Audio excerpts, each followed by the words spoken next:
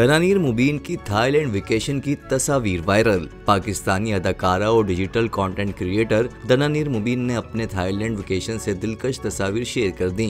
दनानिर showbiz industry में आने के बाद भी इंस्टाग्राम पर मुतहर्रिक रहती हैं और अपने फैंस के साथ अपनी दिलकश तस्वीर और वीडियोस शेयर करती दिखती हैं। दनानिर इन दिनों अपनी छुट्टियां मनाने के लिए अपनी वालदा के हमरा थाईलैंड गई हुई हैं, जहां वो अपनी वालदा के साथ घूमती फिरती, खाती पीती और सैलून्स में स्पा लेती नजर आ रही हैं। दनानिर ने इंस्टाग्राम पर एक नई पोस्ट शेयर की, जिसमें वो अपनी वालदा के हमरा एक पुरतैश रेस्टोरेंट में लजीज खानों से लुत्फानंदोज होती और मुख्तलिफ पोस्ट देती नजर आई। पोस्ट के कैप्शन में दनानिर ने लिखा कि ये चल रहा है आजकल और अपनी तस्वीर को पोस्ट कर दिया। दनानिर ने इस आउटिंग के लिए red and white polka dot top के साथ व्हाइट स्कर्ट पहन रखी थी। फैंस की जानिब से दनानिर मुबीन की इन तस्वीर को बेहद पसंद किया जा रहा है।